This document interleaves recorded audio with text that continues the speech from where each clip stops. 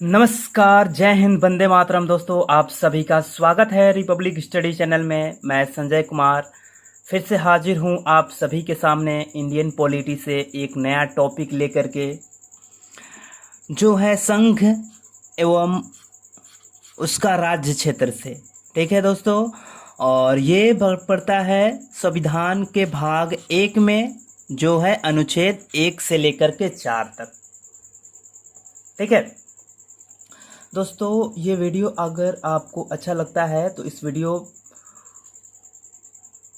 के comment box में जाइए और कमेंट कीजिए कि वीडियो कैसा लगा है आपको, और अपने दोस्तों के पास भी शेयर कीजिए और इस चैनल को ज़्यादा से ज़्यादा सब्सक्राइब करवाइए।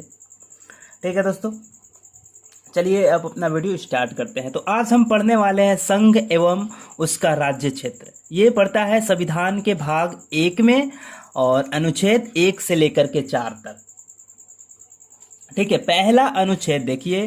पहला अनुच्छेद में क्या कहा गया है कि भारत अर्थात इंडिया राज्यों का संघ होगा। ठीक है, भारत अर्थात इंडिया राज्यों का संघ होगा। मतलब कोई भी राज्य भारत से अलग नहीं हो सकता है, अर्थात भारत विनाशी राज्यों का अविनाशी संघ है। अनुच्छेद 1 में क्या कहा गया है कि भारत अर्थात इंडिया राज्यों का संघ होगा। कोई भी राज्य भारत से अलग नहीं हो सकता है। ठीक है, और भारत विनाशी राज्यों का अविनाशी संघ होगा। ठीक है, उसके बाद अनुच्छेद 2 में क्या कहा गया है कि नए राज्यों का प्रवेश एवं स्थापना का संसद का अधिकार है, कि संसद जो है नए राज्यों की स्थापना कर सकता है। ठीक है, नए राज्यों को भारत में जोड़ सकता है। ये किस में कहा गया है? 2 में। पहले में कहा गया है कि भारत राज्यों का संघ है, और दूसरे अनुच्छेद में क्या कहा गया कि संसद नए राज्यों का भारत में प्रवेश कर सकती है और उसका स्थापना भी कर सकती है। अब पढ़ते हैं अनुच्छेद 3। अनुच्छेद 3 में क्या कहा गया है कि संसद द्वारा नए राज्यों का निर्माण। अब देखिए, यहाँ भी नए राज्यों का प्रवेश है और यहाँ पे नए राज्यों का निर्माण है। यहाँ पे है मतलब कोई वर्तमान में राज्य भारत में नहीं है, उसको किसी दूसरे जगह से भारत में मिलाया जाता है। ठीक है, उसका प्रवेश और उसका स्थापना अनुच्छेद 2 में। लेकिन अनुच्छेद 3 में क्या कहा गया है कि राज्यों का निर्माण, नए राज्यों का निर्माण, मतलब भारत के ही किसी राज्य को क्या करके बांट करके उसको 2 राज्य बनाया जाता है। जैसे अभी हाल फिलहाल में आंध्र प्रदेश को बांट करके तेलंगाना बनाया गया है और आंध्र प्रदेश बनाया गया है। ठीक है, ठीक वैसे ही राज्यों का निर्माण करेगी संसद। ये अनुच्छेद 3 के तहत होगा। पुराने राज्यों का नाम भी बदल सकती है, उसके क्षेत्र को बढ़ा सकती है, घटा सकती है, आकार को बदल सकती है एवं सीमा में भी परिवर्तन कर सकती है। ठीक है, पहले में पढ़े कि भारत जो होगा वो राज्यों का संघ होगा। दूसरा जो होगा, नए राज्यों का प्रवेश एवं स्थापना करेगी संसद। और तीसरा जो होगा, भारत के ही राज्यों में क्या होगा, बांट करके उसको 2 भागों में निर्माण किया जाएगा। पुराने राज्यों का जो नाम होगा उसको बदल दिया जाएगा, उसके क्षेत्र को घटा दिया जा सकता है, बढ़ा दिया जा सकता है, आकार को भी बदल दिया जा सकता है एवं उसके सीमा में भी परिवर्तन किया जा सकता है। ये अनुच्छेद 3 के तहत है। उसके बाद आते हैं अनुच्छेद 4 में। अनुच्छेद 4 में क्या कहा गया है कि अनुच्छेद 2 और अनुच्छेद 3 में अनुच्छेद 368 के तहत संशोधन नहीं किया जा सकता है। ठीक है, जैसे नए राज्यों का प्रवेश हो, इसके लिए संशोधन 368 के तहत एक विशेष बहुमत की जरूरत नहीं होगी। ठीक है, उसके बाद यहाँ पे क्या है, नए राज्यों का जैसे नाम बदलना है, क्षेत्र घटाना है, बढ़ाना है, सीमा में परिवर्तन करना है, तो इसमें भी 368 के तहत संशोधन नहीं माना जाएगा। मतलब विशेष बहुमत से क्या इसमें संशोधन नहीं माना जाएगा। इसमें अगर संशोधन करना है तो साधारण बहुमत से ही इसमें संशोधन हो जाएगा। देखिए यहाँ पे लिखे है क्या, ऐसे विधेयक को साधारण बहुमत से भी पारित किया जा सकता है। और ये कब पारित होगा संसद में? ये संसद में तभी पेश कर सकते हैं जब उस पर राष्ट्रपति की सहमति हो। ठीक है, अगर उस पर राष्ट्रपति की सहमति नहीं है तो उस विधेयक को हम संसद में पेश नहीं कर सकते हैं। ठीक है, इतना पढ़ लिए। देखिए क्या है, अनुच्छेद 1 में क्या कहा गया है कि भारत राज्यों का संघ होगा। 2 में कहा गया है कि संसद नए राज्यों का भारत में प्रवेश करेगी, उसका स्थापना करेगी। 3 में क्या कहा गया है कि भारत के ही राज्यों को बांट करके 2 राज्य अगर बनाना हो, उसके नाम में परिवर्तन करना हो, क्षेत्र घटाना हो, बढ़ाना हो, सीमा में परिवर्तन करना हो, 3 के तहत। और 4 के तहत क्या कहा गया है कि 2 और 3 में नो चेंज, संशोधन नहीं हो सकता है 368 के तहत। ठीक है, उसमें साधारण बहुमत से ही इस विधेयक को पारित किया जा सकता है। और वो विधेयक कब पारित किया जाएगा, तो राष्ट्रपति की सहमति के बावजूद ही पारित किया जाएगा।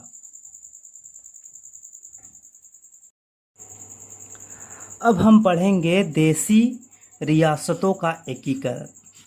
ठीक है, भारत जब आज़ाद हुआ तो उस समय ब्रिटिश प्रांत 9 थे और देसी रियासत उसमें 552 थी उस समय।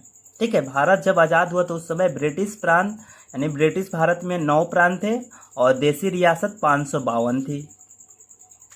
उसके बाद क्या होता है, उस 552 में से 549 भारत में आसानी से सम्मिलित हो जाते हैं, लेकिन 3 ऐसी देसी रियासत थी जो भारत में सम्मिलित नहीं होती है उस समय। ठीक है, और वो थी कौन, जूनागढ़, हैदराबाद एवं जम्मू एंड कश्मीर।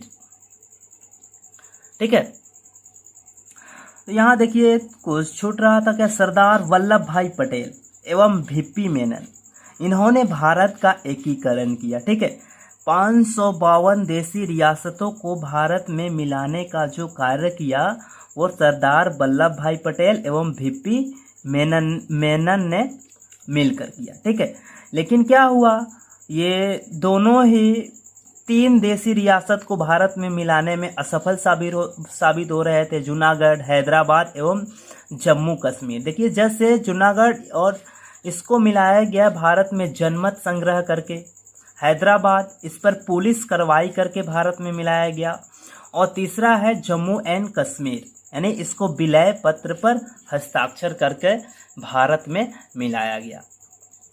ठीक है, फिर से इसको थोड़ा एक बार हम लोग रिवाइज कर लेते हैं। पहले देखिए, संघ एवं उसका राज्य क्षेत्र संविधान के भाग 1 में है, जो अनुच्छेद 1 से लेकर के 4 तक पड़ता है। ठीक है, अनुच्छेद 1 में क्या कहा गया है कि भारत राज्यों का संघ होगा, यानी कोई भी राज्य भारत से अलग नहीं हो सकता है। दूसरे में कहा गया है कि संसद जो है नए राज्यों का भारत में प्रवेश करेगी, उसका स्थापना करेगी। और तीसरे में क्या कहा गया है कि संसद द्वारा ही नए राज्यों का निर्माण होगा, पुराने राज्यों के नाम बदल दिया जाएगा, उसका क्षेत्र घटा दिया जाएगा, बढ़ा दिया जाएगा, आकार में परिवर्तन कर दिया जाएगा, सीमा में भी परिवर्तन कर दिया जाएगा। ठीक है, और वही चौथे अनुच्छेद में क्या कहा गया है कि अनुच्छेद 2 और 3 में 368 के तहत संशोधन नहीं होगा, बल्कि ऐसे विधेयक को साधारण बहुमत से पारित करके ही संशोधन किया जा सकता है। और ये सभी संशोधन करने से पहले, यानी कि संसद में पेश करने से पहले उस पर राष्ट्रपति की सहमति आवश्यक होगी।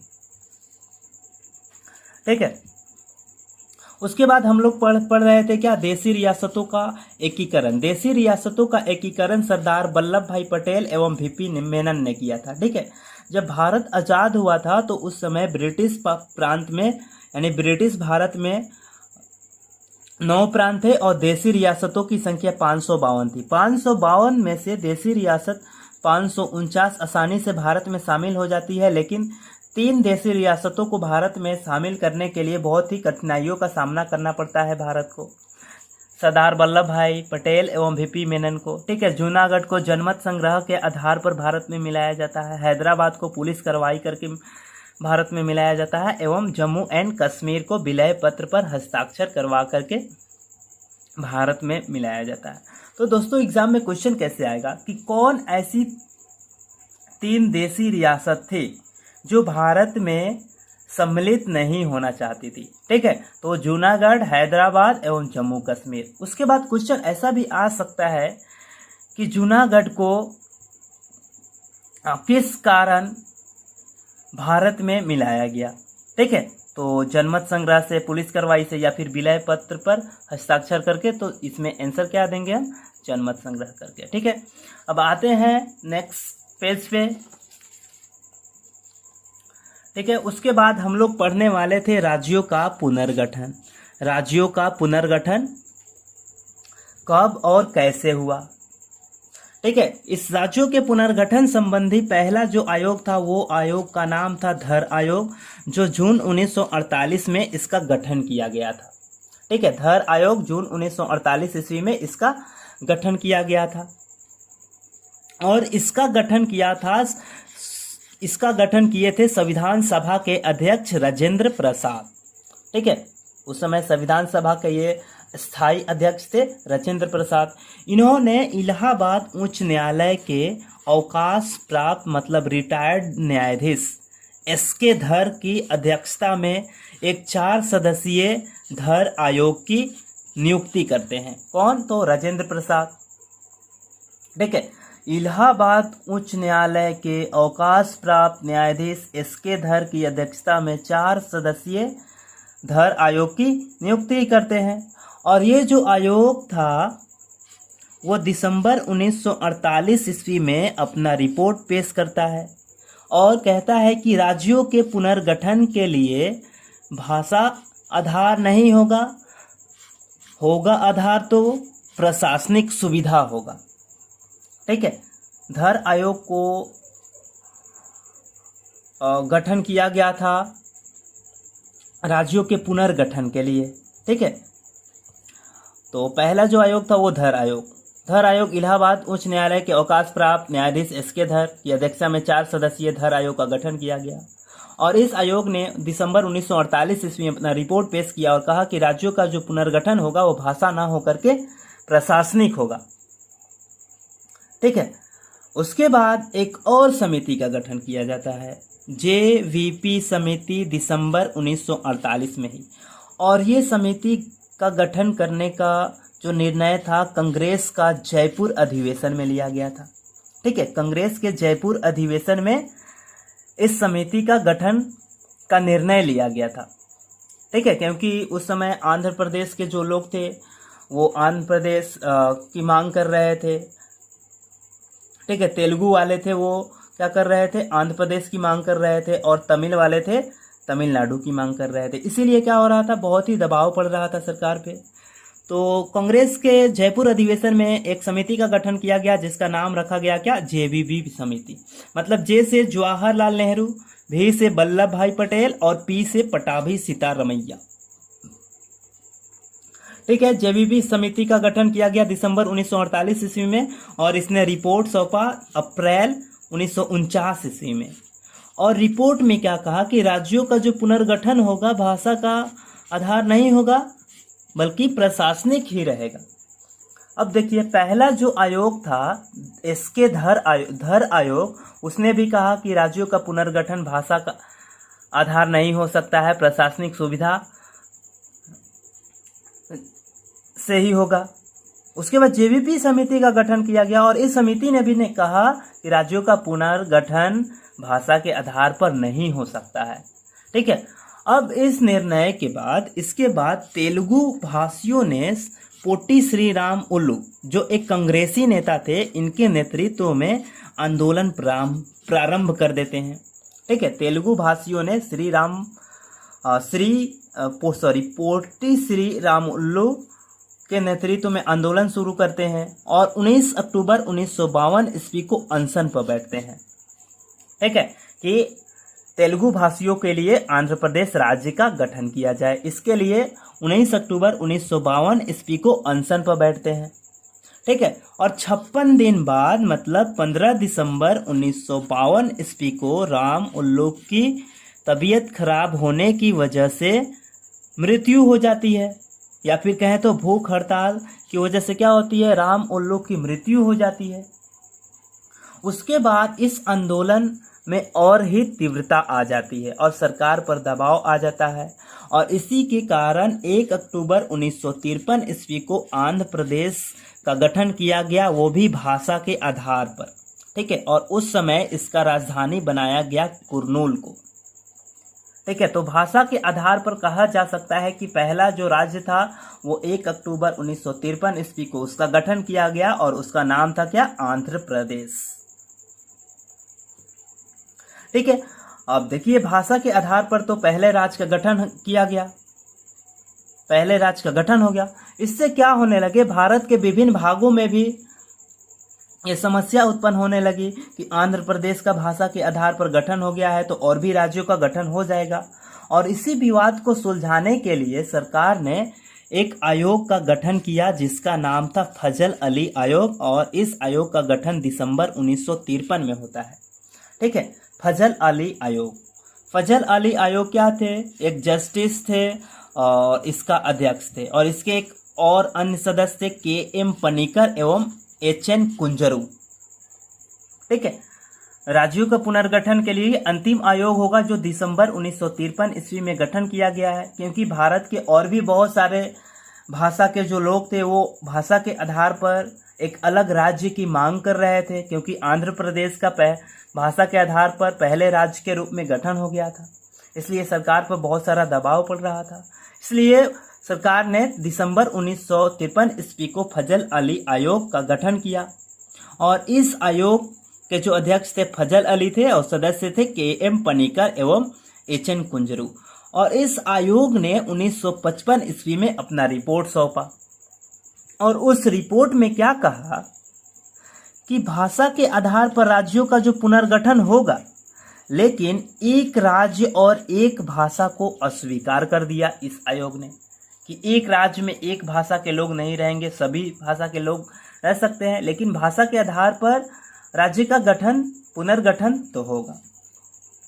उसके बाद क्या किया जाता है, संविधान के 7वें संविधान संशोधन के तहत 1956 में किया गया यह संशोधन के द्वारा 1 नवंबर 1956 ईस्वी को 14 राज्य एवं 6 केंद्र शासित प्रदेश का गठन किया जाता है। यानी राज्यों का पुनर्गठन आयोग कब लागू हुआ, तो 1 नवंबर 1956 ईस्वी को भाषा के आधार पर पहला राज्य का गठन कब हुआ था, तो वो हुआ था 1 अक्टूबर 1953 ईस्वी को। और वो पहला राज्य कौन था जो भाषा के आधार पर गठन किया गया था, तो आंध्र प्रदेश था। ठीक है, और उस समय इसका राजधानी कुर्नूल था, और इस समय अमरावती है। ठीक है, क्वेश्चन बहुत सारा आ सकता है इसे, जैसे राज्यों के पुनर्गठन के लिए कौन सा आयोग गठन किया गया था, तो फजल अली कब किया गया था, तो दिसंबर 1953 ईस्वी में। इसने अपना रिपोर्ट कब सौंपा, तो 1955 ईस्वी में। ठीक है, और राज्यों का पुनर्गठन आयोग लागू कब हुआ, तो 1 नवंबर 1956 ईस्वी को। और भी ऊपर से थोड़ा हम लोग क्या करते हैं, रिवाइज कर लेते हैं राज्यों का पुनर्गठन आयोग।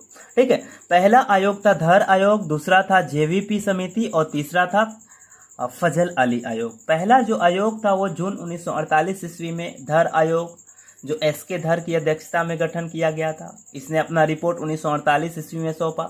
जो राज्यों के पुनर्गठन संबंधी जो विचार था वो भाषा न होकर के प्रशासनिक सुविधा था। ठीक है, उसके बाद जेवीपी समिति जवाहरलाल नेहरू, वल्लभ भाई पटेल और पटाभी सीतारमैया 1948 ईस्वी में, दिसंबर 1948 ईस्वी में इस समिति का गठन किया कांग्रेस के जयपुर अधिवेशन में, और रिपोर्ट पेश हुआ अप्रैल 1949 में। इसने भी कहा क्या कि राज्यों का पुनर्गठन भाषा के आधार पर नहीं होगा। उसके बाद क्या होता है, बहुत ही आंदोलन होता है श्री राम उल्लू के द्वारा, और उसी आंदोलन में क्या होता है, ये भूख हड़ताल पर बैठते हैं 19 अक्टूबर 1952 ईस्वी को, और 56 दिन के बाद इनका मृत्यु हो जाता है 15 दिसंबर 1952 ईस्वी को, जिससे इस आंदोलन में और ही तीव्रता आ जाती है और सरकार पर भी दबाव पड़ने लगता है, जिसके कारण 1 अक्टूबर 1953 ईस्वी को आंध्र प्रदेश राज्य का गठन किया जाता है, वो भी भाषा के आधार पर। पहले राज्य का गठन 1953 ईस्वी में, और उस समय उसकी राजधानी कहाँ थी, तो कुर्नूल में थी। ठीक है, उसके बाद फजल अली आयोग 1953 ईस्वी में, दिसंबर 1953 ईस्वी में गठन किया गया, जिसके अध्यक्ष कौन थे, तो फजल अली थे, और इसके सदस्य थे 2 और, के.एम. पनिकर एवं एच.एन. कुंजरू, और इसने रिपोर्ट पेश किया 1955 ईस्वी में, भाषा के आधार पर राज्यों का पुनर्गठन होगा। ठीक है, और संविधान के 7वें संशोधन के 1956 के द्वारा 1 नवंबर 1956 ईस्वी को क्या कहा जाता है, भारत के सभी राज्यों को विभाजित करके 14 राज्य बनाए जाते हैं एवं 6 केंद्र शासित प्रदेश बनाए जाते हैं। ठीक है दोस्तों, अगर ये वीडियो आपको अच्छा लगा हो, अगर समझ में आया हो, तो इस वीडियो को लाइक कीजिए, कमेंट करके बताइए कैसे लगा है आपको, और इस वीडियो को ज़्यादा से ज़्यादा शेयर कीजिए, और साथ ही इस वीडियो को इस चैनल को सब्सक्राइब कर लीजिए ताकि मैं कोई भी वीडियो अपलोड करूँ यूट्यूब पे तो उसका नोटिफिकेशन आपके पास सबसे पहले पहुंच जाए। ठीक है दोस्तों, आप सभी का रिपब्लिक स्टडी चैनल से जुड़ने के लिए बहुत बहुत धन्यवाद।